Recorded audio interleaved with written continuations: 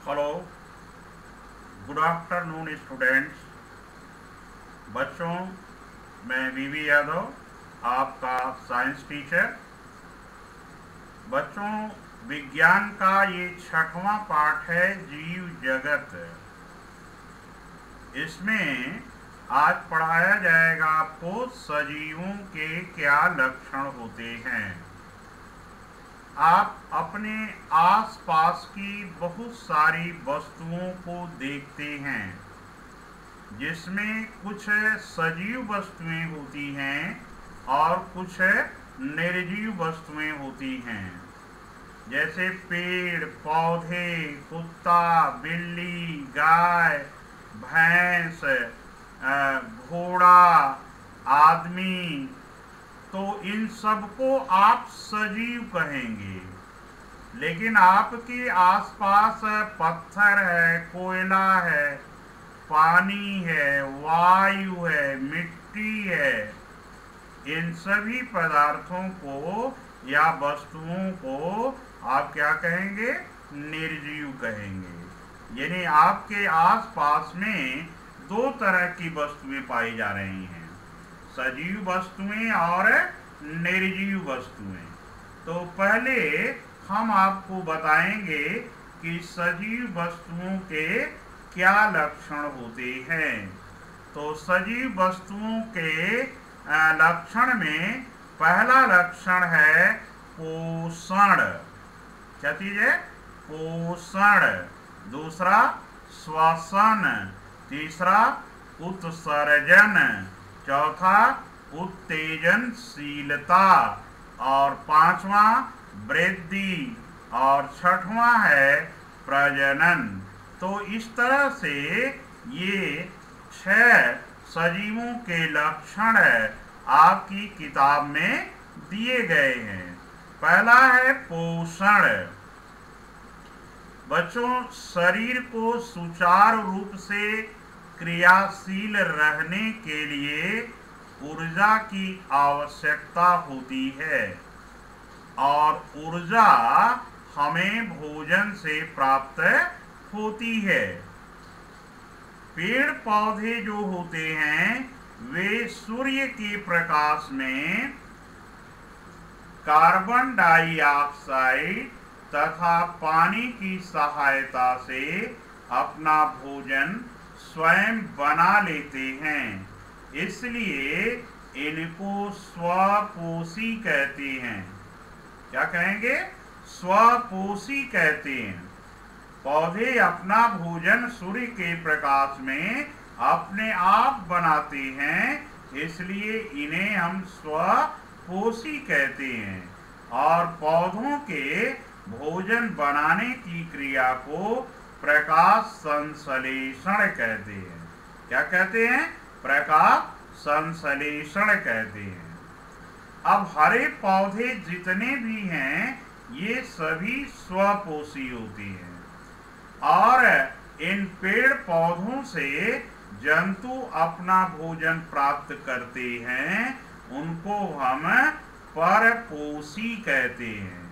अब परपोषी में भी आता है शाकाहारी, मांसाहारी और सर्वाहारी। शाकाहारी वे जंतु कहलाते हैं जो पेड़ पौधों या उनसे प्राप्त पदार्थों को खाते हैं, उन्हें हम शाकाहारी कहते हैं। जैसे गाय, हिरन, भेड़, बकरी, घोड़ा, ऊंट, ये सभी क्या है? शाकाहारी जंतु हैं। अब इन शाकाहारी जंतुओं को जो जंतु खाते हैं उनको मांसाहारी जंतु कहते हैं। जैसे शेर, चीता, भेड़िया, ये सभी कैसे हैं? मांसाहारी हैं। क्या है? मेढक भी मांसाहारी होता है, क्योंकि वह कीट पतंगों को खाता है। तो इस तरह से मांसाहारी जंतु वे जंतु होते हैं जो दूसरे जंतुओं की मांस को खाते हैं, और सर्वाहारी वे जंतु होते हैं जो पेड़ पौधों से प्राप्त वस्तुओं को भी खाते हैं और दूसरे जंतुओं की मांस भी खाते हैं। जैसे मनुष्य सर्वाहारी होता है, काकरोच सर्वाहारी है, कुत्ता सर्वाहारी है। तो ये बात रही पोषण की कि सभी जीव क्या करते हैं, भोजन करते हैं, चाहे वह पेड़ पौधे हैं और चाहे वे जंतु हैं। किसी न किसी तरह से ये सभी ऊर्जा प्राप्त करने के लिए भोजन करते हैं और इस ऊर्जा से उनकी शरीर सुचारू रूप से क्रियाशील रहती है। दूसरा है बच्चों पॉइंट श्वसन। श्वसन का अर्थ हम लोग क्या लगाते हैं कि ऑक्सीजन को अंदर लेना और कार्बन डाइऑक्साइड को बाहर निकालना क्या कहलाता है, श्वसन कहलाता है। सभी जीव चाहे वह जंतु हैं या पौधे हों, सभी श्वसन क्रिया करते हैं। श्वसन क्रिया में ऑक्सीजन गैस को अंदर लेते हैं और कार्बन डाइऑक्साइड को बाहर छोड़ते हैं।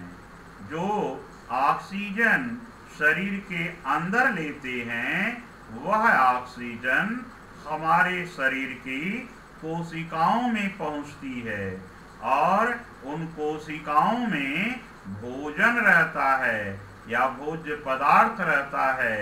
उस भोज्य पदार्थ का ऑक्सीजन से ऑक्सीकरण होता है और जिससे ऊर्जा बनती है और कार्बन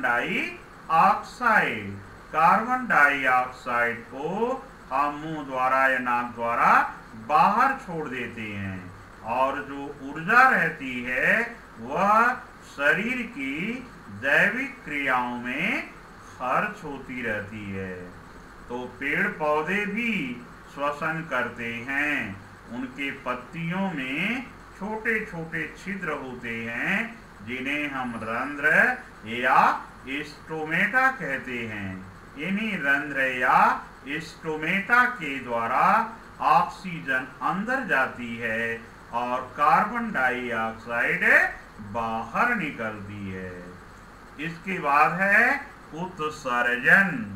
बच्चों शरीर के अंदर, सजीवों के शरीर के अंदर विभिन्न जैविक क्रियाएं होती रहती हैं, जैसे पोषण है, श्वसन है, ये जैविक क्रियाएं होती रहती हैं और इन जैविक क्रियाओं के होते रहने से कुछ हानिकारक तथा अनावश्यक पदार्थ शरीर के अंदर बनते हैं।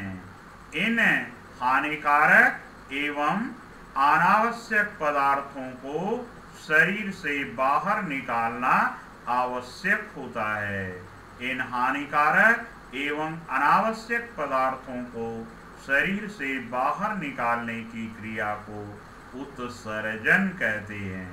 जैसे यूरिया है, यूरिक अम्ल है, तो ये उत्सर्जी पदार्थ हैं। त्वचा भी हमारा पसीना बाहर निकालती है तो वह भी उत्सर्जी पदार्थ कहलाता है। तो उत्सर्जन पेड़ पौधों में भी होता है, जैसे उनका गोंद है, रबर है, रेजिन है, टैनिन है, ये पौधों की कोशिकाओं से बाहर निकलता रहता है। संवेदनशीलता। आपने देखा होगा कि आप बैठे हैं, आपके हाथ के पास कोई गर्म चीज अगर छुआ दे तो आप क्या करती हैं, अपने हाथ को हटा लेती हैं, या किसी ने पिन चुबो दिया तुरंत अपने हाथ को आप हटा लेती हैं। तो ये क्या है, उत्तेजनशीलता है। पिन का चुभाना या गर्म वस्तु को आपसे स्पर्श कराना यह उद्दीपन है और इस उद्दीपन के प्रति शरीर जो प्रतिक्रिया करती है उसको हम कहते हैं उत्तेजनशीलता। तो किसी भी उद्दीपन के प्रति शरीर द्वारा की गई अनुक्रिया को उत्तेजनशीलता कहते हैं। आपने छुई मुई का पौधा देखा है? छुई मुई के पौधे के पत्तियों के पास जैसे ही आप अपने हाथ को ले जाती हैं, वह पत्तियां क्या करती हैं? सिकुड़ जाती हैं। उसका नाम छुई मुई को लाजवंती भी कहते हैं कि वह लजा गई, शर्मा गई, यानी पत्तियां क्या हो जाती हैं? सिकुड़ जाती हैं। तो इसी तरह से जैसे रात रानी का पुष्प है, वह रात में क्या होता है? खिलता है, और दिन में क्या होता है? बंद हो जाता है। तो ये प्रकाश के कारण अनुक्रिया करते हैं। और भी दूसरे पौधे होते हैं, दिन में उनकी पत्तियां फैली रहती हैं, और जब शाम होती है, सूरज डूबने लगता है, तो वो पत्तियां एक में एक सट करके बंच बना लेती हैं, गुच्छा बना लेती हैं। तो इसको हम कहते हैं उत्तेजनशीलता। तो यह सजीवों का गुण है, उत्तेजनशीलता। इसके बाद है वृद्धि। आप कोई बीज जो है मिट्टी में बोती हैं, तो वह बीज अंकुरित होता है। अंकुरित होने के बाद नया पौधा निकलता है छोटा सा, और धीरे धीरे धीरे धीरे वो फिर क्या होता है? बड़ा होने लगता है, और बड़ा हो करके फिर उसमें पुष्प फल आदि लगते हैं। यानी छोटे से क्या हो रहा है? धीरे धीरे बड़ा हो रहा है। वैसे ही आप छोटे रहते हैं, और छोटे से धीरे धीरे क्या होते हैं? बड़े हो जाते हैं। तो शरीर का जो आकार है वह क्या करता है? बढ़ता है। इसी को हम कहते हैं वृद्धि। तो जंतुओं में वृद्धि एक निश्चित आयु तक होती है, लेकिन पौधों में जो वृद्धि है वह जीवन पर्यंत चलती रहती है। अब इसके बाद है प्रजनन। तो प्रत्येक जीव अपने जैसा ही संतान उत्पन्न करता है। इस क्रिया को प्रजनन कहते हैं। जैसे आपने चने का बीज बोया, तो चने के बीज से चने का ही पौधा उत्पन्न होता है। इसी तरह से गेहूं आपने बोया है या सरसों बोया है, तो सरसों के बीज से सरसों का पौधा, गेहूं के बीज से गेहूं का पौधा। वैसे ही मनुष्य है, मनुष्य से मनुष्य का बच्चा, या दूसरे जंतु हैं कुत्ता, बिल्ली, गाय, तो इनके बच्चे उनके जैसे ही उत्पन्न होते हैं। इसका मतलब है कि हर जीव अपने जैसी ही संतान उत्पन्न करता है, और इस क्रिया को क्या कहते हैं?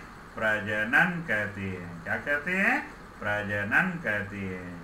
तो इस तरह से बच्चों हमने आपको बताया कि सजीवों के क्या क्या लक्षण होते हैं। सजीवों में पोषण होता है, सजीवों में श्वसन होता है, सजीवों में उत्सर्जन होता है, सजीवों में उत्तेजनशीलता का गुण पाया जाता है, सजीवों में वृद्धि होती है, सजीवों में प्रजनन होता है।